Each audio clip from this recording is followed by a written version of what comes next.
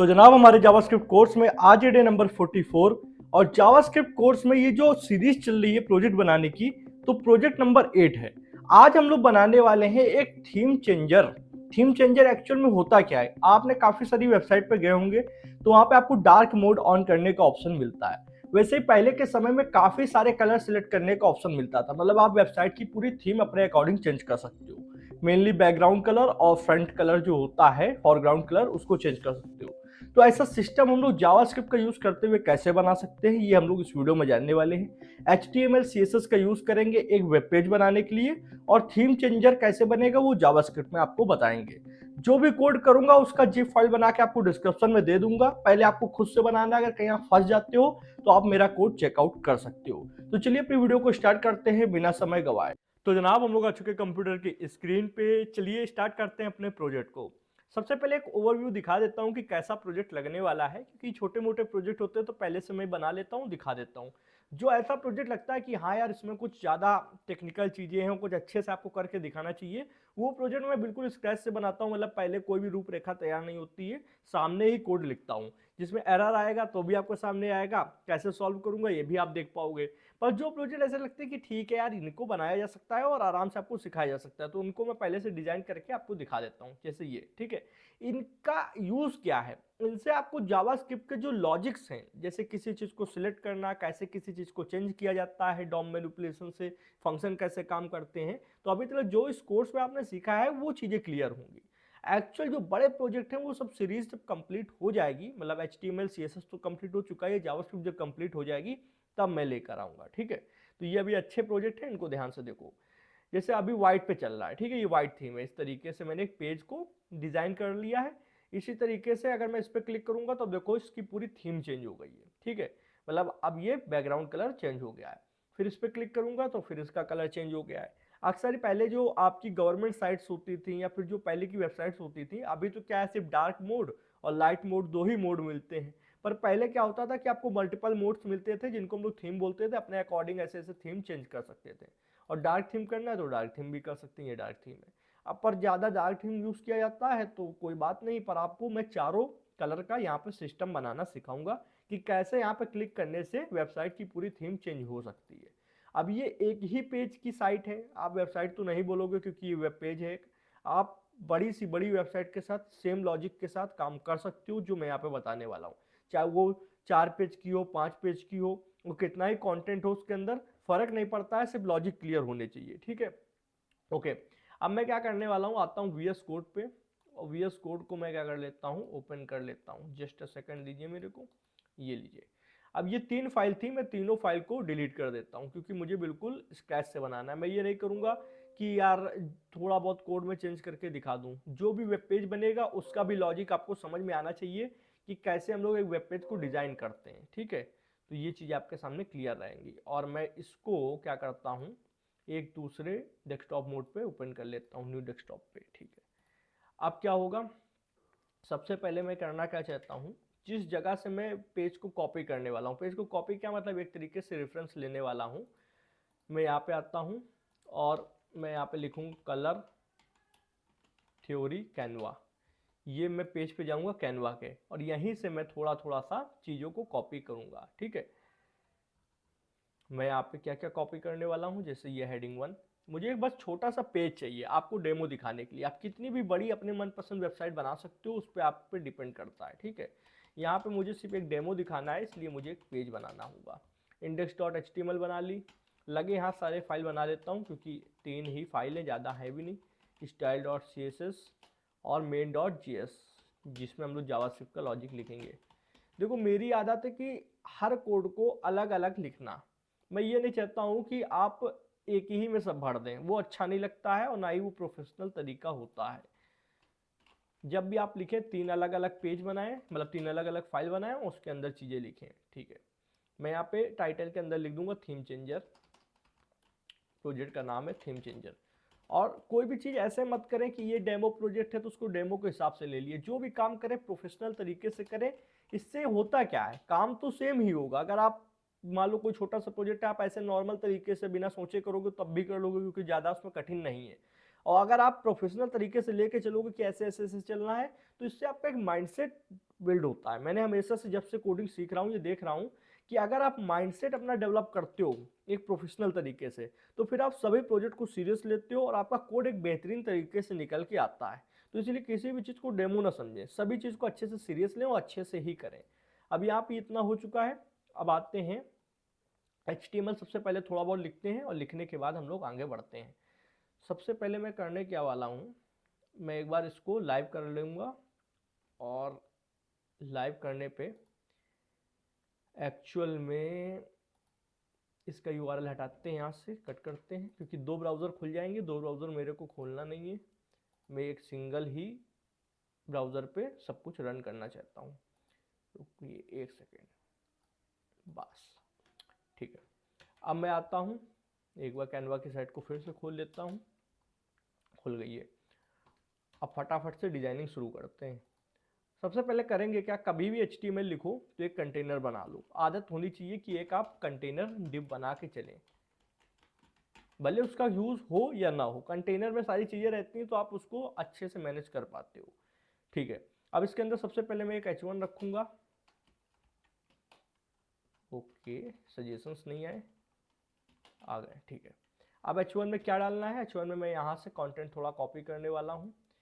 मैं कोई कॉपीराइट का वो नहीं है, बस एक छोटा सा पेज बनाना चाहता हूँ, उसके लिए डेमो में रख रहा हूँ। आई थिंक कैनवा वाले कॉपीराइट स्ट्राइक ना दें। वैसे ऐसा होता नहीं है, क्योंकि आप कैनवा पे सारी चीज़ें को ट्यूटोरियल बनाते हैं, अगर इतना वो स्ट्राइक देने लगेंगे तो फिर हो गया। ऐसा उनको करना भी नहीं चाहिए। ये हो गया कॉपी H1। अब मुझे एक इमेज चाहिए, तो इमेज में लगाना चाहता हूँ ये वाली। ठीक, इसमें 3 प्रकार के प्राइमरी, सेकेंडरी और टर्नरी बताया गया है colour theme. Copy image address पे क्लिक करूंगा। मैं यहाँ पे इमेज को डाउनलोड नहीं कर रहा हूँ, मैं डायरेक्ट यूज़ कर रहा हूँ। ठीक है, आते हैं यहाँ पे। अब यहाँ पे क्या करने वाला हूँ, देखिए H1 तो हो गया, पर इमेज को हम लोग हमेशा कंटेनर के अंदर डालेंगे। तो हम लोग, मैं यहाँ पे लिखता हूँ मेन इमेज। एक कंटेनर बनाया, इसके अंदर इमेज टैग ओपन किया। इमेज टैग के अंदर जो भी हम लोग वहाँ से पाथ कॉपी करके लाए हैं वो यहाँ पे पेस्ट कर देंगे। ओके, और एक काम मैं ये करना चाहता हूँ, मैं इसको वर्ड रैप करना चाहता हूँ, व्यू वर्ड रैप। ठीक है, ये हो गया सर। अब मेन इमेज कॉपी हो गई। मेन इमेज के बाद एक मेन पैराग्राफ होना चाहिए, डिव डॉट मेन कंटेंट, या फिर ठीक है, मेन पैरा लिख दूं कि कंटेंट लिख दूं, main text, TXT main text. इसमें मैं क्या कॉपी करके लाऊंगा, यहाँ से पैराग्राफ कॉपी कर लूंगा। ये जो बड़ा सा आप देख पा रहे हैं, ऊपर से, ऊपर है, ऊपर है, ऊपर है, ये रहा ये। ठीक है, इसमें मैं कॉपी कर लूँगा और जो स्पेसेस हैं इनको हटा दूंगा, क्योंकि स्पेसेस देने से पैराग्राफ में कोई फ़ायदा नहीं होता है। क्योंकि पैराग्राफ में आप कंटेंट चाहे जैसे लिखें वो आएगा एक ही तरीके से। ओके, ये स्पेसेस को हटाया। अब ये पैराग्राफ मेरा बन चुका है मेन कंटेंट, जो कि काफ़ी सही है। मैं क्या करता हूँ, जब भी ऐसे काफ़ी बड़ी डिप्स होती है इनको क्लोज करने की कोशिश करता हूँ। ओके, अब ये मैं डिप को क्लोज करने की कोशिश करता हूँ, ये लीजिए हो गया। और ये इमेज वाली डिप है, इसको भी आई थिंक क्लोज कर दूँ, ये हो गया। ठीक है, तो अब एक H1 है, एक इमेज है और एक मेन टेक्स्ट है। अब मैं दो क्या करता हूँ, दो कार्ड टाइप की शेप बनाऊंगा, जिसमें एक हेडिंग 1 रहेगी, हेडिंग 1 नहीं हेडिंग 3 रहेगी, एक पैराग्राफ रहेगा और एक इमेज रहेगी। क्लियर है? तो मैं क्या करता हूँ, div डॉट बॉक्स 1 नाम से बनाया। अब इसके अंदर मैं क्या करना चाहता हूँ, मैं यहाँ से हेडिंग 3 में ये कॉपी कर लूँगा, Ctrl+C,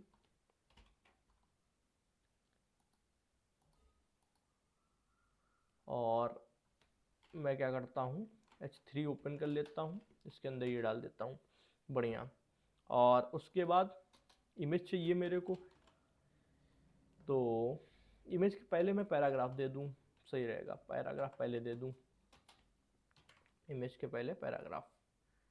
तो इसको इस तरीके कॉपी करते हैं, Ctrl+C, और यहाँ पे पुट कर देते हैं। ठीक है, अब इसको करने के बाद में मैं यहाँ पे ये जो है इसको बोल्ड करना चाहूँगा, तो मैं यहाँ पे बोल्ड टैग का यूज़ करूँगा। ये आपका हो गया बोल्ड टैग, और इसको उठा के यहाँ से कर लूँगा। ओके सर, कैसा लग रहा है अभी तक ये प्रोजेक्ट? काफ़ी अच्छा चल पा रहा है हमारे यहाँ पे, और मैं जितना सोच सक रहा हूँ कि ये प्रोजेक्ट में ज़्यादा टाइम लगेगा नहीं, हम लोग जल्दी क्रिएट कर लेंगे। फटाक से यहाँ पे आते हैं, एक इमेज को कॉपी कर लेते हैं। बस करना कुछ नहीं, इस पर राइट क्लिक करना है, कॉपी इमेज एड्रेस पे क्लिक करना है, और यहाँ पे इमेज डाल देनी है। अब इमेज को मैं पर्टिकुलर किसी एक डिव में नहीं रख रहा हूँ, क्योंकि ये पूरे एक बॉक्स के अंदर है, तो काम बन जाएगा। मैं इसको पूरे बॉक्स को स्टाइलिंग दूंगा तो इमेज को भी स्टाइलिंग मिल जाएगी, हो जाएगा काम। एक चीज़ ये कहूँगा कि जो टाइम जाएगा वो CSS में ही जाएगा, क्योंकि CSS में मेनली डिजाइनिंग का काम होता भी है। बाकी ऐसे कहीं आपको खास टाइम जाने वाला नहीं है। एक हो गया।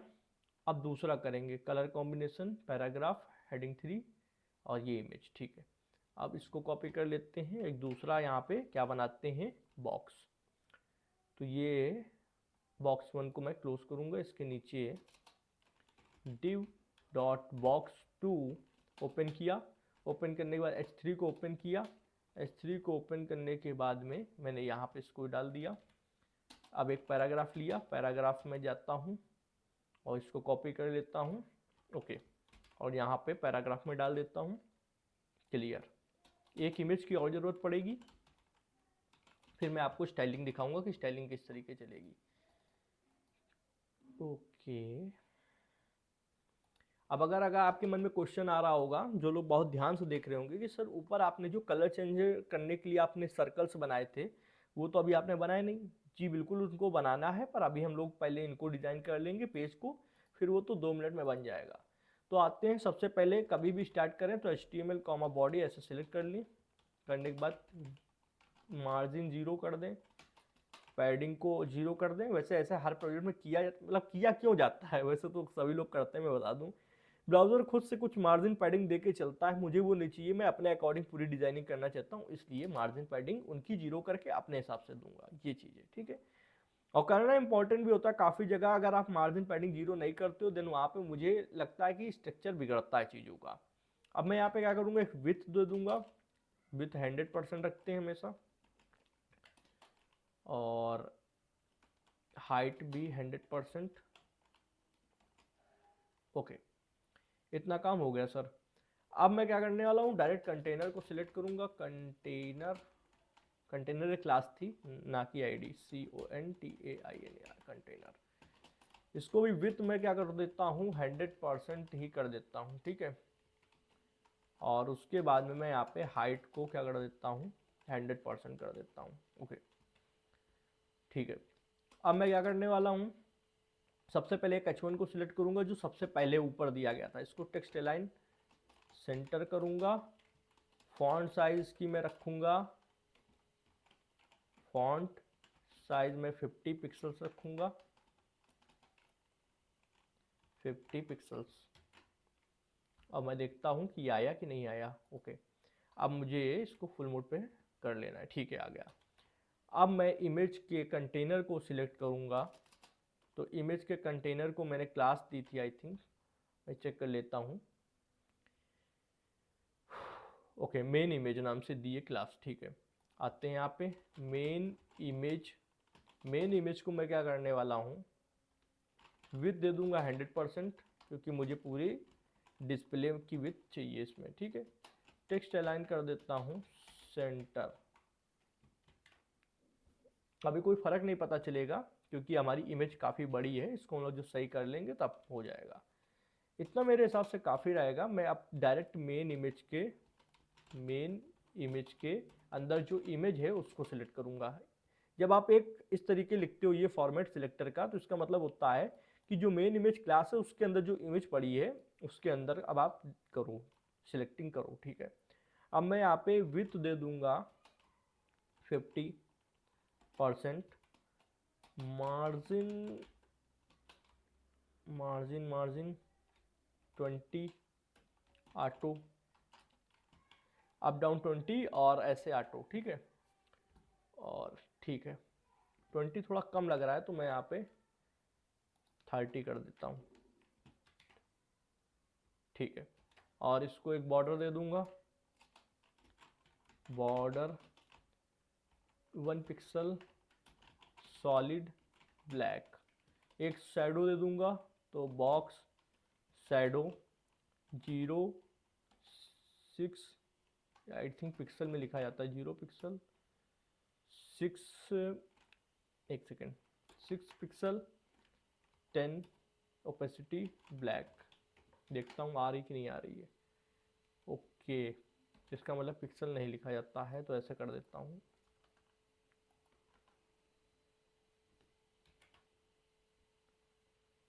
Okay okay okay, shadow, shadow नहीं आई, शैडो नहीं आई, शैडो क्यों नहीं आई?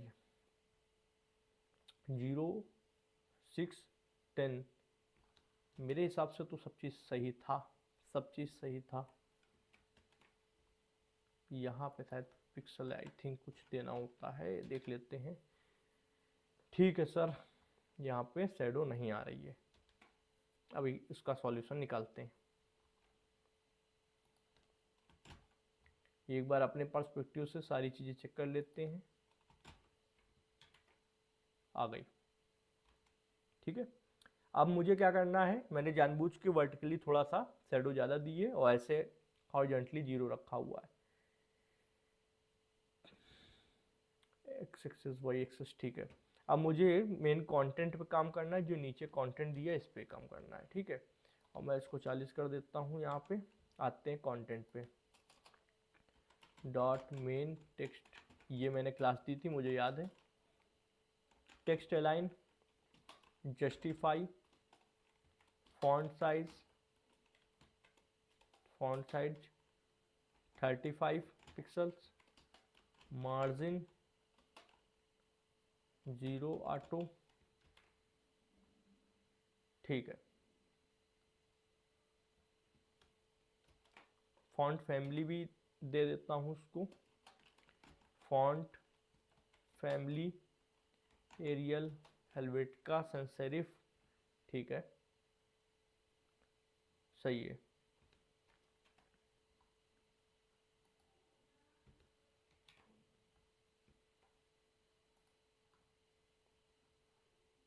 अब ये जो इमेजेस हैं इनको सही करते हैं।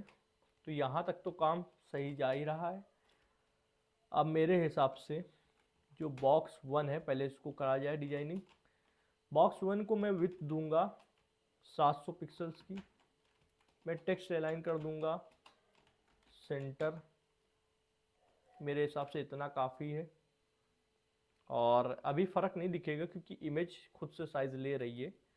तो मैं डॉट बॉक्स 1 के अंदर जो इमेज है उसको विड्थ दे दूंगा 80%।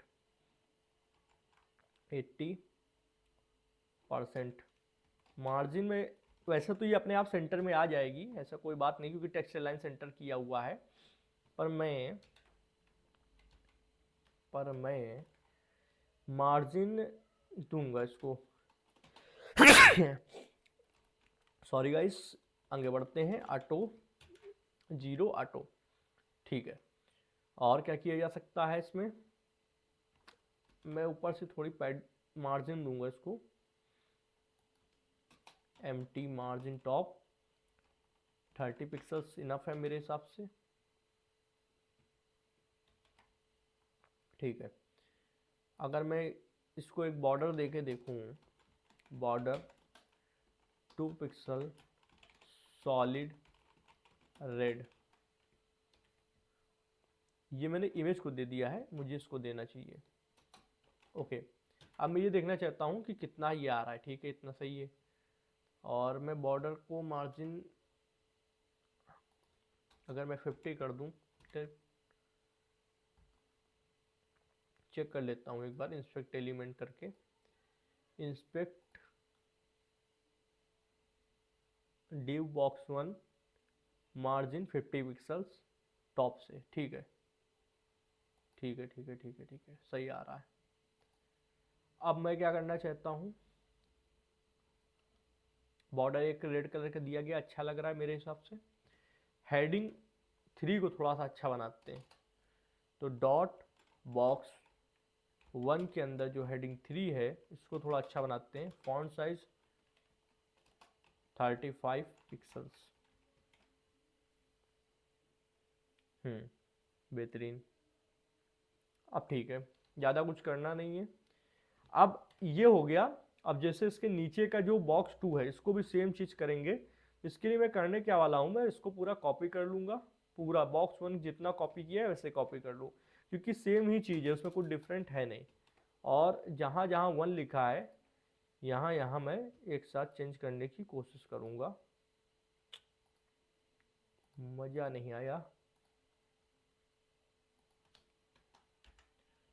ठीक है, अच्छा ये शॉर्टकट्स भी यार। ठीक है, अब मैं ज़रा देखता हूँ कि डिज़ाइनिंग सही हुई है। हाँ सही हुई है। ओके, इसकी इमेज को क्या हुआ, इसकी इमेज को क्या हुआ, बॉक्स 2 की इमेज को।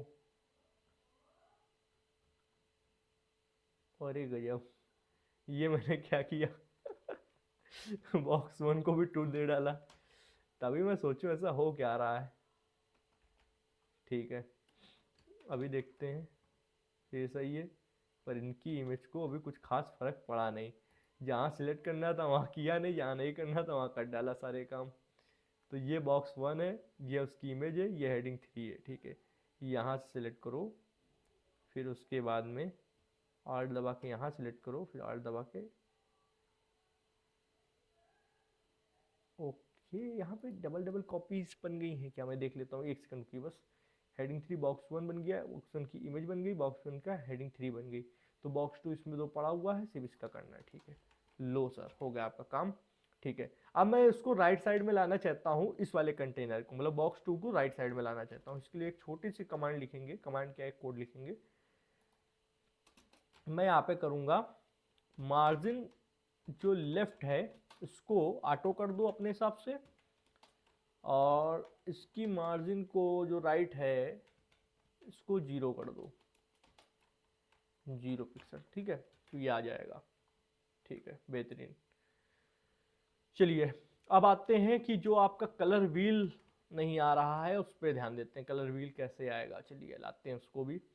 मैं करने क्या वाला हूँ, हेडिंग के ऊपर बनाऊंगा उसको, थोड़ा स्पेस ले लेते हैं टैब दबा के। अब मैं एक डिव बनाऊंगा, डिव डॉट कलर नाम से क्लास बनाई, उसके अंदर 4 स्पैन टैग चाहिए मुझको, 4 स्पैन टैग। तो स्टार लगा के स्पैन स्टार 4, ये आ गए। ये आपका स्पैन हो गए। अब स्पैन के अंदर आईडी दे डालो, आईडी पहले वाले को दे दो वाइट, जो जो कलर दे रहे हो उसी हिसाब से। दूसरे को दे दो ग्रीन। अब वो एक्चुअल में ग्रीन कलर नहीं था, वो मेहंदी कलर उसको बोल सकते हैं, या फिर उसका अलग कोई नाम होगा, पर हम लोग ग्रीन मान के चल रहे हैं। Blue, ID black. ये हो गया सर आपका इतना काम। अब मैं क्या करने वाला हूं, इनको सिलेक्ट करके CSS में डिजाइन करूंगा।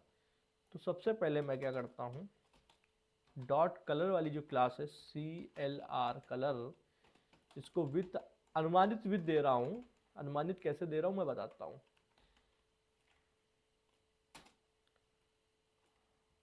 एक सेकेंड, अनुमानित विथ में इसको 150 पिक्सल्स दे के चलता हूँ, 150 पिक्सल्स। ठीक है, और बॉर्डर पहले मैं दे दूंगा क्योंकि इंपॉर्टेंट है, 1 पिक्सल सॉलिड ब्लैक। इतना मैं लेके चल रहा हूँ। अब मैं आऊँगा यहाँ पे, मैं सिलेक्ट करूँगा वाइट को। मान लो मैंने वाइट को सिलेक्ट किया, मैं कहूँगा 30 पिक्सल, विथ इसकी 30 पिक्सल रखो।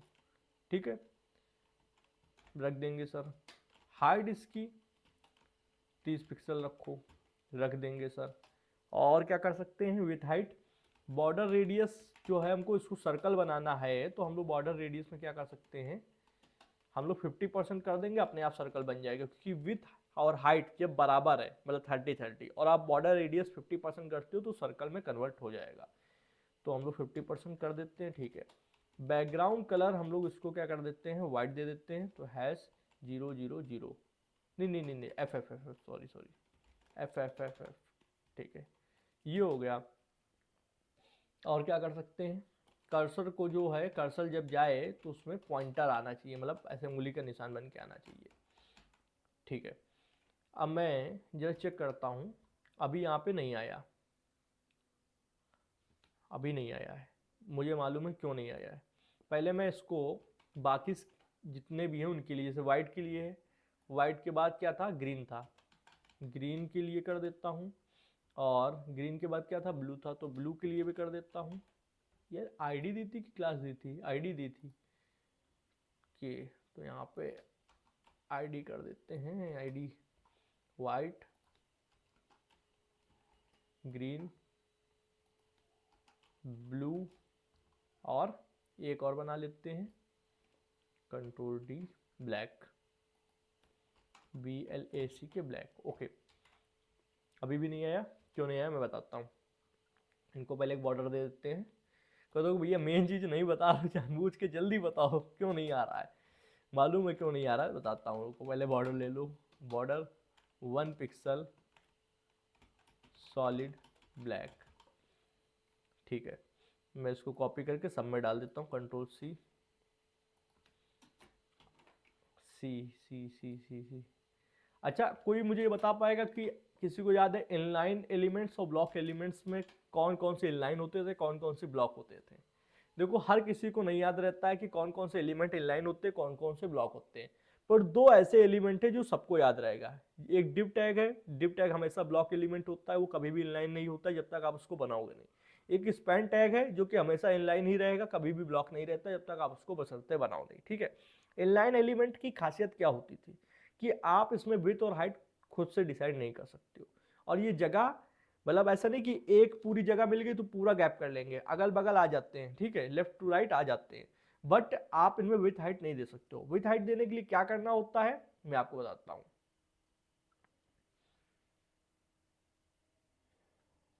ओके, इसको हटा देता हूं, व्हाइट, ग्रीन, ब्लू, ब्लैक। अब मैं क्या करने वाला हूं, यहां पे दे दूंगा डिस्प्ले इनलाइन ब्लॉक। इस टैग को कॉपी करो, control C, control V, control V और कंट्रोल वी। लीजिए सर, ये आ चुके हैं सारे आपके सर्कल्स। अब बस कलर चेंज करना है, सब में वाइट पड़ा हुआ है तो कलर चेंज कर लेते हैं। जैसे ये वाइट हो गया, वाइट के बाद में ग्रीन के लिए मैंने कलर कोड लिख रखे हैं, मैं यहीं पर ले आता हूँ। ये एक्चुअल में ग्रीन है नहीं, पर उसको कलर देना पड़ेगा। इस तरीके से कॉपी किया, पेस्ट किया, फिर जाते हैं, फिर यहाँ से कॉपी करते हैं, कंट्रोल सी, और दूसरे वाले में आके पेस्ट कर देते हैं इस तरीके से। फिर वाइट का तो कोई ऐसा नहीं है, हम लोग वाइट और ब्लैक का अपने हिसाब से लिख सकते हैं। ब्लैक का होता है 000 या फिर 6 बार 0, ठीक है, दोनों से ही हो जाता है। ओके, अब मैं देखता हूँ तो ये सर्कल्स आ रहे हैं, काफ़ी अच्छी तरीके आ रहे हैं। बस मैं करने क्या वाला हूँ, मार्जिन लेफ्ट तो आप ऑटो कर दो, मार्जिन राइट जो है उसको क्या कर दूं, 35 पिक्सल राइट से। ठीक है, margin top top top top. आप कहोगे भैया एक साथ लिख देते हैं, मार्जिन लिखा जा सकता था, पर ठीक है यार, कोई बहुत ही अगर हम लोग उस हिसाब से लेके चले तो इस कोड को और अच्छा बनाया जा सकता है, CSS कोड को, मुझे मालूम है, पर काम चल जाएगा इसलिए मैंने अलग अलग भी लिख दिया, कोई इतना फर्क नहीं पड़ता है। जब आप काफ़ी बड़ी वेबसाइट बना रहे होंगे देन वहाँ पे फर्क पड़ेगा। ठीक है, 30 पिक्सल मेरे हिसाब से सही है। अब मैं क्या करता हूँ, यहाँ से बॉर्डर हटा देता हूँ कलर से, ये मैंने बॉर्डर हटाया। अब मैं देख लेता हूँ, बढ़िया लग रहे हैं, बस ऊपर से थोड़ी मार्जिन बढ़ा देंगे, तो यहाँ पे 15 पिक्सल्स कर देंगे। ठीक है, ब्लैक वाले में बॉर्डर जो हम लोग ने ब्लैक दिया है ये गलत किया है, इसको सही कर लेते हैं। क्योंकि ब्लैक वाले में आप बॉर्डर ब्लैक क्यों दोगे, आप व्हाइट दोगे बॉर्डर, नहीं तो वो ब्लैक में दिखेगा ही नहीं जब ब्लैक बैकग्राउंड हो जाएगा। 1 पिक्सल सॉलिड वाइट, ठीक है, ओके। अब मैं क्या करने वाला हूँ, चलिए जावास्क्रिप्ट का कोड लिखना आपको बताता हूँ। सब कुछ हो चुका है, डिजाइनिंग काम कंप्लीट हो चुका है। यहाँ पे आओ, देखो अब ये 4 स्पैन टैग है, समझना इन 4 स्पैन टैग से ही सारा काम होने वाला है, कलर चेंजमेंट इन्हीं से होने वाला है। तो इन चारों स्पैन टैग को हमको सिलेक्ट करना होगा जावास्क्रिप्ट में। सिलेक्ट करने का तरीका क्या होता है, डॉक्यूमेंट डॉट क्वेरी सिलेक्टर से सिलेक्ट कर सकते हो, या फिर स्पेशल आईडी से या क्लास से भी सिलेक्ट कर सकते हो, gate element bye ID, gate element by class name. But अब चारों को अलग अलग सिलेक्ट करो, इसका कोई तर्क नहीं बनता है भाई, हम लोग करेंगे फिर फंक्शन पे लगाएंगे, कोई जरूरत नहीं है। कभी कभी काम अगर सरल तरीके से हो रहा है तो उसको कठिन बनाना नहीं चाहिए। तो अगर सरल कैसे हो सकता है, सरल ऐसे हो सकता है कि हम लोग डायरेक्ट यहाँ पे एक इवेंट लगा दें, ऑन क्लिक इवेंट। ठीक है, अब सब में ये ऑन क्लिक इवेंट लगा देते हैं और इसके अंदर एक आपको सिर्फ फंक्शन को कॉल करना है, वो फंक्शन आपको जावास्क्रिप्ट के अंदर बनाना पड़ेगा, वो भी मैं बनाना सिखाऊंगा। फंक्शन का नाम हम लोग रखेंगे थीम, और ये थीम फंक्शन को कॉल करेंगे। ठीक है, अब फंक्शन के अंदर आपको सिर्फ कलर भेजना है, कलर जो भी आप सिलेक्ट कर रहे हो वो कलर का नाम भेज देना है। तो मैं पहले वाले में व्हाइट सिलेक्ट कर रहा हूं, तो मैं क्या करूंगा, स्टाइल और सीएसएस पे जाता हूं और कलर को मैं यहां से कॉपी कर लेता हूं इस तरीके से, और मैं यहाँ पे 6 बार डाले तो 3, 3 के बाद 4, 5, 6, ये आपका कलर व्हाइट का हो गया। ठीक है, अब सेम ध्यान दीजिएगा, जो कलर आपने डाला है इनका जो कोटेशन मार्क है ये सिंगल वाला होना चाहिए। कहोगे भैया ऐसा तो कोई नियम था नहीं, बट डबल भी हो सकता है, पर ध्यान दो कि जो ऑन क्लिक इवेंट लगा रहे हो उसमें ऑलरेडी बाहर डबल कोटेशन मार्क लगे हुए हैं। ध्यान से देखो, मैं दिखा देता हूं। एक तो माशाअल्लाह कहना ना चाहिए, कभी कभी वीएस कोड भी अपनी अपनी हरकतें दिखाता है। स्क्रॉल बार यहाँ पे आना चाहिए, वो ना देकर, चलो कोई बात नहीं, आप ऐसे देखो, ये यहाँ पे लगा है कोटेशन मार्क और यहाँ पे कोटेशन मार्क लगा है बाहर। ठीक है, अब जब दोनों जगह पर बाहर कोटेशन मार्क लगा हुआ है तो आप क्या कर सकते हो, ये अंदर सिंगल कोटेशन मार्क लगा सकते हो। ठीक है, चलिए अब मैं क्या करने वाला हूं, यहां पे आता हूं, सेम चीज को कॉपी कर लेता हूं, कंट्रोल सी और सभी स्पेन टैग के अंदर डाल दो, कंट्रोल वी और कंट्रोल वी। कलर हमको यहाँ पे देखिए व्हाइट, ग्रीन, ब्लू, ब्लैक जैसे हम लोग ने लिख रखे हैं, उसी हिसाब से इनके कलर कोड को भी डालना होगा। तो कलर कोड ऑलरेडी हम लोग यहाँ पे सीएसएस में डाल चुके हैं, तो यहीं से कॉपी कर लेते हैं इस तरीके से, कंट्रोल सी, और यहाँ पे जहाँ FFFF लिख रखा है यहाँ पे कलर को केवल चेंज कर दो, कंट्रोल वी। फिर यहाँ पे जाते हैं, यहाँ पे कॉपी कर लेते हैं इस तरीके से, कंट्रोल सी, और यहाँ पे आके पेस्ट कर देते हैं।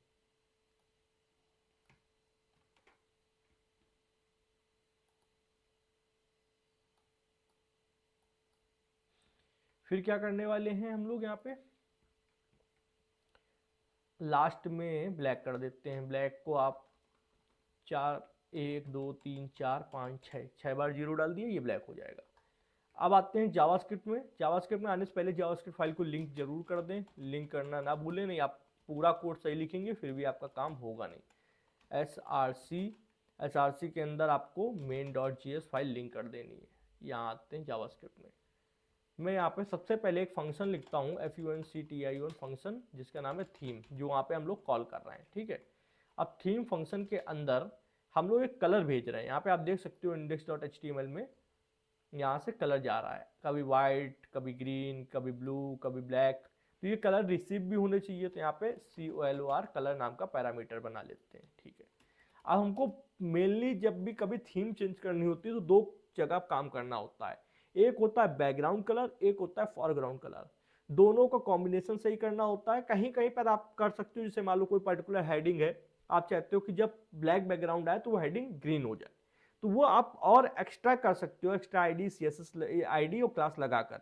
पर मेन है कि फॉरग्राउंड कलर मतलब टेक्स्ट का कलर कैसा आ रहा है और बैकग्राउंड कलर बॉडी का कलर कैसा आ रहा है, मेन ये। ठीक है, तो हम लोग सबसे पहले बॉडी को सिलेक्ट कर लेते हैं, डॉक्यूमेंट डॉट क्वेरी सिलेक्टर, और मैं यहाँ पे बॉडी को BODY बॉडी को सिलेक्ट कर लेता हूँ। अब मैं क्या करूँगा, body dot style dot background colour, और बैकग्राउंड कलर के अंदर कलर को डाल देंगे, जो भी कलर वहाँ से आएगा वो सिंपली इसके अंदर चला जाएगा। चलिए देखते हैं ये चीज़ वर्क कर रही है या नहीं कर रही है। ठीक है, वर्क कर रही है, बट अब देखो व्हाइट आ रहा है तब तक तो ठीक है, ग्रीन आ रहा है ठीक है, ब्लू आ रहा है ठीक है, ब्लैक आने पर टेक्स्ट गायब।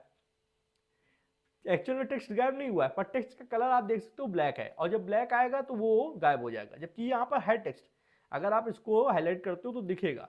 तो मैं क्या करने वाला हूँ, बस इतना करूंगा कि फॉरग्राउंड कलर जब ब्लैक हो, मतलब बैकग्राउंड कलर जब ब्लैक हो तो फॉरग्राउंड कलर को व्हाइट कर दो, मतलब टेक्स्ट के कलर को व्हाइट कर दो।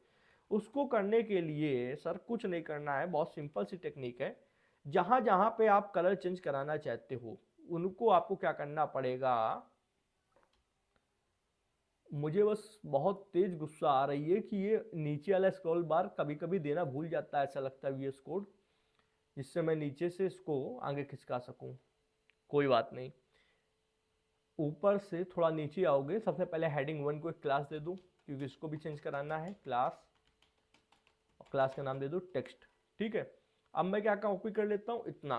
ठीक है, अब जहां जहां मुझे चेंज करना हो, मेन टेक्स्ट के अंदर पैराग्राफ को भी चेंज करना है तो पैराग्राफ के अंदर डाल दूंगा। ठीक है, Ctrl+Z Ctrl+V। ठीक है, ओके। और क्या कर सकता हूँ, यहाँ नीचे आता हूँ, उसके बाद बॉक्स 1 के अंदर भी कुछ चीज़ें हैं, जैसे हेडिंग 3 है उसको भी चेंज करना है, वो भी डाल देता हूँ। ठीक है, और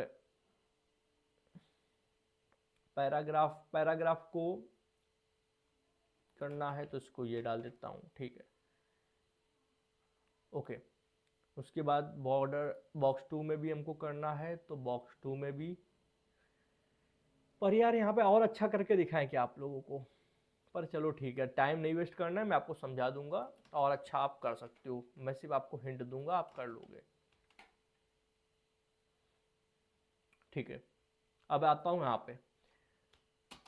अब डिसीजन ये लेना है कि जब बॉडी का मतलब बैकग्राउंड का कलर आपका ब्लैक आ रहा है तो फॉरग्राउंड मतलब टेक्स्ट के कलर व्हाइट हो जाए, तो पता कैसे चलेगा? जाहिर सी बात है, इफ कंडीशन लगानी पड़ेगी। तो इफ हम लोग लगाते हैं और कहते हैं कि जब कलर के अंदर जब कोड आ जाए, कौन सा कोड आ जाए, ब्लैक हैश 00123456 ये कोड आ जाए। ठीक है, तो आप क्या करो, सबसे पहले यहाँ पे सिलेक्ट कर लो सारा, जहां जहां आपने क्लास दे रखी है, let text is equal to document dot get element by class name. ठीक है, अब क्लास नेम आपने कहाँ कहाँ क्या दी है, टेक्स्ट। ठीक है, आपने टेक्स्ट को सिलेक्ट कर लिया। अब ध्यान रखो कि ये टेक्स्ट क्या बन चुका है, भाई टेक्स्ट एक जगह क्लास नहीं दी रखी है, आपने मल्टीपल जगह टेक्स्ट क्लास दी है, कहीं पैराग्राफ पे, कहीं हेडिंग 3 पे, कहीं मेन कंटेंट पे, कहीं कहीं पे, तो सब अलग अलग एलिमेंट हैं। और जब अलग अलग जगह आप क्लास दे रखे हो तो टेक्स्ट बन चुका है एक एरे। ठीक है, इसको ऐसे कलेक्शन बोलते हैं, पर कलेक्शन एरे ही होता है, उसके अंदर सारे आइटम्स होते हैं। तो अब हमको एक साथ तो मिलेंगे नहीं, हमको 1 बाय 1 इनके आइटम्स को निकालना होगा, उनके कलर को चेंज करना होगा। तो उसके लिए हम लोग फॉर ऑफ लूप लगाएंगे। तो फॉर, उसके अंदर एक वेरिएबल बना लो, लेट एलिम, एलिमेंट माने एलिम ऑफ, और यहाँ पे कलर नहीं टेक्स्ट, सॉरी टेक्स्ट। तो अब टेक्स्ट के अंदर जितने भी एलिमेंट सिलेक्ट होंगे, मान लो पहले पैराग्राफ है, फिर हेडिंग 3 है, फिर हेडिंग 1 है, या फिर पहले हेडिंग 1 है, फिर हेडिंग पैराग्राफ है, फिर हेडिंग 3 है, तो पहले आपका यहाँ पे हेडिंग 1 इसमें आ जाएगा एलिमेंट के अंदर। ठीक है, अब एलिमेंट का कलर चेंज कर दो, element dot style dot colour, और कलर के आगे लिख दो जो आप कलर लेके आए हो, नहीं आए हो नहीं, जैसे जो आप डालना चाहते हो, तो मैं वाइट करना चाहता हूँ, वाइट। ठीक है, हो जाएगा। तो इफ कंडीशन जैसे ही मैच करेगी कि अगर बैकग्राउंड कलर मतलब कलर के अंदर जो कोड आया है वो ब्लैक है, और ब्लैक आने पे टेक्स्ट के अंदर जितने भी एलिमेंट हैं, चाहे वो हेडिंग 1 हो उसको भी वाइट कर दो, फिर उसके बाद पैराग्राफ हो उसको निकाल के उसको भी वाइट कर दो, सब कुछ वाइट कर दो। ठीक है, अब जरा चेक कर लेते हैं कि वर्क कर भी रहा है कि नहीं कर रहा है। यहाँ गए और यहाँ गए, वर्क कर रहा है। ओके, बढ़िया तरीके से कर रहा है। अब जैसे ही आप दूसरी कलर पे आओगे तो ये देखना व्हाइट कलर हो गया है टेक्स्ट का, इसको ब्लैक फिर से करना पड़ेगा। मतलब अगर एक बार इफ कंडीशन चल गई है तो दोबारा से हमको वापस ब्लैक करने के लिए एल्स कंडीशन चलानी पड़ेगी। तो हम लोग क्या करते हैं, यहाँ पे एल्स लिख देते हैं, एल्स के अंदर बस कुछ ना करो, ये जो फॉर वाला कोड है इसको कॉपी कर लो, यहाँ पे लाके डाल दो और व्हाइट की जगह लिख दो ब्लैक। मतलब अगर बैकग्राउंड का मतलब बॉडी का कलर, यहाँ पे जो कलर के अंदर जो कोड आ रहा है वो व्हाइट नहीं है, मतलब ब्लैक नहीं है, सॉरी ब्लैक नहीं है, तो आप क्या कर दो, एल्स का ब्लैक कर दो, मैं एल्स में जाओ और सारे टेक्स्ट का कलर ब्लैक कर दो। और अगर ब्लैक है तो फिर क्या करो, यहाँ पे जितना भी टेक्स्ट है उसका कलर व्हाइट कर दो, ठीक है। ओके, अब आते हैं सबसे पहले व्हाइट, फिर ग्रीन, फिर ब्लू और ब्लैक। बेहतरीन तरीके से ये काम कर रहा है। अब आप, मैं यहाँ पे और अच्छा करने की कोशिश क्या कर रहा था, जैसे ये जो हेडिंग्स है कलर कॉम्बिनेशन और मोनोक्रोमेटिक, ठीक है। मोनोक्रोमेटिक जो है इन दोनों को आप चाहें तो ग्रीन कलर भी कर सकते हैं, कब, जब आप ब्लैक में आएंगे। चलिए मैं करके दिखा देता हूँ, इनके लिए कुछ खास नहीं करना है। हेडिंग 3 में जाएंगे, सॉरी यहाँ से टेक्स्ट की जगह यहाँ पे मैं क्या कर देता हूँ, एक क्लास दे देता हूँ पर एक ग्रीन नाम से, ठीक है। और यहाँ पे भी एक क्लास दे देता हूँ ग्रीन नाम से, ठीक है। ओके, अब यहाँ आओ main.js में, ऊपर जाओ और यहाँ पे सिलेक्ट करो लेट, ऊपर की जगह यहाँ कर सकते हैं कोई दिक्कत नहीं, पर यहाँ इसके नीचे कर लो let green is equal to document dot get element by class name, और यहाँ पे क्लास का नाम डाल दो ग्रीन, ठीक है। अब जैसे ही वो ग्रीन होगा तो हम लोग क्या करेंगे, जितने भी टेक्स्ट हैं यहाँ पे लिख देते हैं ग्रीन टेक्स्ट, टेक्स्ट, ठीक है। इसको कर लो कॉपी, ग्रीन टेक्स्ट, यहाँ पर आओ और एक फॉर ऑफ और चलाओ, let green of green text, ऐसा कुछ भी नाम रख सकते हो, मैंने सिर्फ वैसे काम चलाओ नाम दे दिया है। और यहाँ पे कर दो green dot style dot colour is equal to, मैं यहाँ पे एक बार ग्रीन कलर का कोड निकाल लेता हूँ जरा, ग्रीन कलर का कोड, मुझे ग्रीन येलो चाहिए, तो मैं यहाँ पे ग्रीन येलो को कॉपी कर लेता हूँ, एक्स, यहाँ पे आता हूँ, यहाँ पे लिख देता हूँ, ठीक है। अब ये हो जाएगा, इसको कंट्रोल सी करो और यहाँ पे ले आओ, यहाँ पे वापस से ब्लैक कर दो, BLAC के ब्लैक, ठीक है। अब मैं आता हूँ, देखो नॉर्मल सब कलर आ रहा है, ठीक है। अब यहाँ पर आओगे तब भी नॉर्मल है, सब कोई खास नहीं है, ठीक है। मतलब आप थीम चेंज कर दिए पर ठीक है, अच्छा लग रहा है। अब आते हैं यहाँ पर, तो यहाँ पे आने के बाद में देखो इन हेडिंग्स का कलर ये हो गया। तो इस तरीके से आप पूरा थीम चेंज कर सकते हो, लाइट थीम से डार्क थीम पे, या फिर और भी थीम आप ऐसे डिजाइन कर सकते हो जैसे मैंने ये किए। बस समझना ये है कि जब भी आप ये दिखाना चाहो कि यूजर क्लिक कर रहा है डार्क वाली बटन पे, मतलब ये डार्क थीम वाली बटन पे जब यूजर क्लिक कर रहा है तो आप क्या क्या चीजें चेंज कराना चाहते हो, वो जो जो चीजें चेंज कराना चाहते हो उनको एक क्लास दे दो, और वो क्लास में क्या कलर रखाना चाहते हो वो आप इफ कंडीशन डाल दो कि अगर यूजर इस बटन पे क्लिक कर रहा है तो आप ये कलर चेंज कर दो इन क्लास का, बस इतना करना है, ठीक है।